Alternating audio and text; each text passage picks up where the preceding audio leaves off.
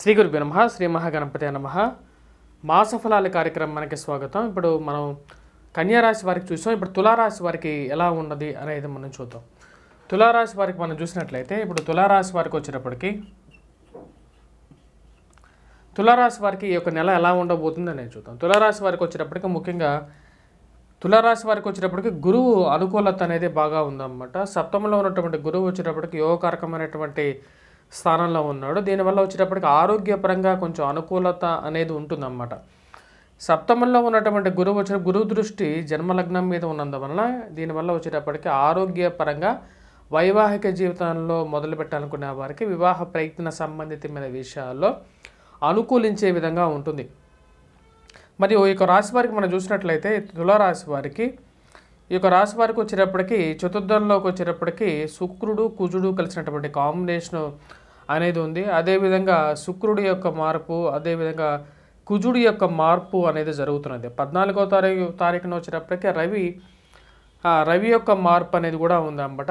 రవి యొక్క మార్పు అనేది మనకు మీనంలో జరుగుతున్నది. కుజుడి యొక్క మార్పు అనేది జరుగుతుంది. దీనివల్ల ఎటువంటి ప్రభావం అనేది ఉండబోతుంది అనేది చూద్దాం. మరియు చతుర్థంలోకి వచ్చినటువంటి కుజుడు ఎప్పుడైతే పంచమంలోకి వెళ్తాడో పుత్రశ్రేయకారకుడుగా మారతాడు. అదే విధంగా వచ్చినప్పటికీ వ్యాపార ప్రయత్న సంబంధితమైన విషయాలు అనుకూలత అనేది కొద్దిగా తగ్గే విధంగా ఉంటుంది.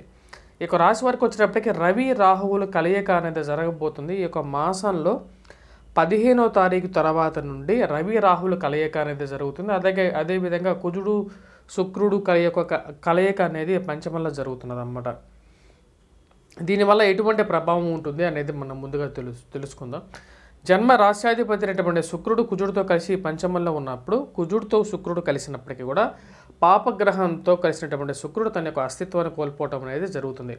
దీనివల్ల వచ్చేటప్పటికి ఇన్వెస్ట్మెంట్స్ రిలేటెడ్గా కొద్దిగా జాగ్రత్తగా ఉండాలి అనేసినటువంటి ముఖ్యమైనటువంటి సూచన. భారీ ఇన్వెస్ట్మెంట్స్ అనేది స్పెక్యులేషన్స్లో కానీ స్టాక్స్లో కానీ పెట్టేటప్పుడు ఈ యొక్క నెలలో కొద్దిగా జాగ్రత్తగా ఉండాలి. 15వ తారీఖు తర్వాత ఎక్కువగా జాగ్రత్త అనేది అవసరం. పిల్లల గురించి ప్రయత్న సంబంధితమైన విషయాలు సెల్ఫ్ డ్రైవింగ్ గురించి మొదటి 15 రోజులు చాలా జాగ్రత్తగా ఉండాలి. ఎందుకంటే చతుర్థంలో ఉన్నటువంటి కుజుడు అంత యోగ్యాన్ని ఇవ్వడు, ధనక్షయకారకుడుగా ఉంటాడు, ఆరోగ్యాన్ని కూడా కొద్దిగా ప్రభావాన్ని ఎక్కువగా చూపిస్తాడు అన్నమాట. మనం ఇక్కడ చూసినట్లయితే కుజుడు ఎప్పుడైతే చతుర్థంలో ఉంటాడో దాని యొక్క త్రిపాద దృష్టితో చూసినప్పుడు అంటే 4 ఇంటిని చూస్తాడు అన్నమాట. అంటే అష్టమ స్థానాన్ని చూస్తాడు. కాబట్టి అష్టమ స్థానాన్ని చూసినప్పుడు వైవాహిక జీవితంలో భార్య కానీ లేకపోతే భర్త యొక్క ఆరోగ్యాన్ని ఎక్కువగా హరింపజేయగలుగుతాడు అన్నమాట కుజుడు. అదేవిధంగా ఎప్పుడైతే పంచమంలోకి వెళ్తాడో భాగ్యస్థానాన్ని చూస్తాడు. కాబట్టి ప్రమోషన్స్ ఇంక్రిమెంట్స్ గురించి ప్రయత్నాలు చేసేటప్పుడు కొంచెం జాగ్రత్తగా చేయాల్సినటువంటి ముఖ్యమైన సూచన ఈ యొక్క 15వ తారీఖు తర్వాత. పంచమంలోకి ఎప్పుడైతే కుజుడు యొక్క సంచారం జరుగుతుందో కుజుడు పంచమంలో యోగ్యాన్ని ఇవ్వడం అన్నమాట. గోచారంలో పంచమంలో కుజుడు పూర్తి యోగ్యాన్ని అయితే ఇవ్వడు. అదేవిధంగా పంచమంలో ఉన్నటువంటి రవి రాహులు ఇద్దరూ కలిసి వారు షష్టమంలోకి రవి రాహులు కాంబినేషన్ అనేది జరుగుతున్నది. నెల రోజుల పాటు మార్చి మనం చూసినట్లయితే 14వ తారీఖు నుంచి రవి రాహుల కాంబినేషన్ అనేది వీరికి మీనంలో కొనసాగుతుంది. ఇది చాలా యోగ్యకారకంగా జరగబోతుంది అన్నమాట. అంటే తులారాశి వారికి కుజుడు సరైనటువంటి స్థానంలో లేకపోయినప్పటికీ కూడా రవి రాహువులు ఇద్దరు రాహుతో రవి కలవబోతున్నాడు, షష్టమంలో ఉండబోతున్నాడు అన్నమాట. దీనివల్ల ఎటువంటి పాజిటివ్ ఎఫెక్ట్ రాబోతుంది అంటే వృత్తిపరంగా అనుకూలత అనేది రాబోతుంది. ఆరోగ్యంలో కొంచెం బెటర్మెంట్ అనేది రాబోతుంది. విదేశీయాన ప్రయత్న సంబంధితమైన విషయాలు అనేవి యోగించే విధంగా ఉంటుంది అన్నమాట. షష్టమంలో ఉన్నటువంటి రవి యోగ్యాన్ని ఇవ్వగలుగుతాడు. ముఖ్యంగా ప్రమోషన్స్ గురించి, ఇంక్రిమెంట్స్ గురించి, దూర ప్రాంత ప్రయాణాల గురించి మీరు చేసేటువంటి ప్రయత్నాలు ఏవైతే ఉంటాయో వాటిలో అనుకూలత అనేది ఉంటుంది అన్నమాట. సంఘంలో గౌరవం గుర్తింపు పొందగలుగుతారు. సంఘంలో ఒక మర్యాద అనేది మీకు చాలా రోజుల నుంచి మీరు ఏదైతే గౌరవాన్ని మీరు వెయిట్ చేస్తున్నారో ఆ గౌరవ మర్యాద అనేది రవి యొక్క అనుకూలత వల్ల పొందగలుగుతారు. కార్యానుకూలతలో విషయాల్లో కూడా రవి యోగ్యాన్ని ఇవ్వగలుగుతాడు అన్నమాట. ఈ యొక్క నెలలో చూసాలంటే మొదటి 15 రోజుల కన్నా వీరికి మార్చి 1 నుంచి మార్చి 31 వరకు మనం చూసుకున్నట్లయితే టోటల్గా 1 మంత్ పీరియడ్లో మనం చూసుకుంటే 15వ తారీఖు తర్వాత ఈ యొక్క తులారాశి వారికి అనుకూలమైనటువంటి ఫలితాలు అనేవి ఎక్కువగా రాబోతాయి అన్నమాట. ముఖ్యంగా ప్రయాణాల్లో కానీ విద్యార్థులకి కూడా చాలా అనుకూలంగా ఉంటుంది. ముఖ్యంగా మార్చి అనగానే ఎవరికైనా సరే విద్యార్థులకి ఈ పోటీ పరీక్షల గురించి లేకపోతే ఎగ్జామ్స్ గురించి ఎక్కువగా తాపత్రయం అనేది ఎక్కువగా ఉంటుందన్నమాట. తులారాశి వారికి వచ్చేటప్పటికి రాబోతున్నటువంటి ఈ యొక్క మార్చి సీజన్లో విద్యార్థులకి చాలా అనుకూలమైనటువంటి కాలంగా చెప్పొచ్చు. పేరు ప్రఖ్యాతులు సంపాదించగలుగుతారు. పోటీ పరీక్షల్లో కొద్ది కాన్సన్ట్రేట్ చేసి చదవగలిగితే గురువు యొక్క శుభదృష్టి కలిగి ఉన్నారు వీరు. అదేవిధంగా రవి కూడా మార్చి మధ్యలో నుంచి రవి రాహుతో కలవబోతున్నాడు. షష్టమంలో యోగకారకమైనటువంటి స్థానంలో కూడా రాబోతున్నాడు అనమాట. దీనివల్ల ఈ యొక్క రాశి వారికి వచ్చేటప్పటికి రాబోతున్నటువంటి రోజుల్లో అనుకూలమైనటువంటి ఫలితాలు రాబోతున్నాయి అన్నమాట.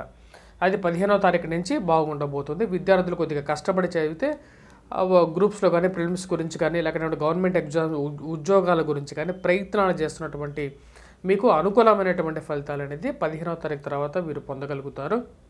వీరు ఈ యొక్క రాశి వారు వచ్చేటప్పటికి ముఖ్యంగా ఎటువంటి పరిహారాలు చేసుకోవాలి అంటే నూతన వ్యాపార ప్రయత్న సంబంధిత విషయాల గురించి ప్రయత్నాలు చేసేవారు మొదటి 15 రోజుల కన్నా తర్వాత అంటే మార్చి మంత్లో తర్వాత 15 రోజుల్లో ప్రయత్నాలు చేస్తే కొంచెం అనుకూలంగా ఉంటుంది. కోర్టు సంబంధితమైనటువంటి లావాదేవీల్లో కొంచెం కష్టంగా ఉన్నా సరే చివరికి 15 రోజుల తర్వాత కొంచెం అనుకూలమైనటువంటి ఫలితాలు పొందగలుగుతారు. అలాగే నూతన ఉద్యోగ ప్రయత్న సంబంధితమైన విషయాలు కూడా గురించి ప్రయత్నాలు చేసేవారు చేస్తున్నటువంటి ఉద్యోగాల మార్పు గురించి ప్రయత్నాలు చేస్తున్నటువంటి వారు కూడా 15వ తారీఖు తర్వాత చేసినట్లయితే అనుకూలమైనటువంటి ఫలితాలు పొందగలుగుతారు. వీరు ఎటువంటి రెమెడీస్ చేసుకోవాలి అనేది కూడా మనం చూద్దాం. కుజుడు యోగకారకమైనటువంటి స్థితిలో అయితే లేడు ఈ రాశి వారికి. కుజుడు గ్రహ అనుకూలత కోసం వీరు చేయాల్సినటువంటి ముఖ్యమైన సూచన ఏంటంటే సింధూరాన్ని ధరించాలి. మంగళవారం పూట ప్రతిరోజు కూడా సింధూరాన్ని ధరిస్తే ఎటువంటి అబ్జెక్షన్ లేదు. అదేవిధంగా హనుమంతుడి యొక్క ఉపాసన అనేది చేసినట్లయితే వీరికి అనుకూలంగా ఉంటుంది. అదేవిధంగా మొదటి 15 రోజుల్లో వచ్చినప్పటికీ ఆరోగ్యపరంగా కొద్దిగా జాగ్రత్తగా చూసుకోవాలి. తల్లిగారి ఆరోగ్య సంబంధితమైన విషయాల గురించి కూడా కొద్దిగా ఎక్కువగా పట్టించుకోవాలి. గృహంలో కొనుగోలు కానీ వాహన కొనుగోలు కానీ డాక్యుమెంట్స్ని ఒకటికి 2 సార్లు చెక్ చేసుకున్న తర్వాత సైన్ చేయాలి. దొంగ స్వామీజీలకి కొంచెం దూరంగా ఉండాలి. ఎవరైనా నమ్మేటప్పుడు వారు ఎటువంటి వాళ్ళనేది బ్యాక్గ్రౌండ్ వెరిఫికేషన్ చేసుకున్న తర్వాతే వారి దగ్గరికి వెళ్ళటం అనేది ముఖ్యమైన సూచన. Please do subscribe and share.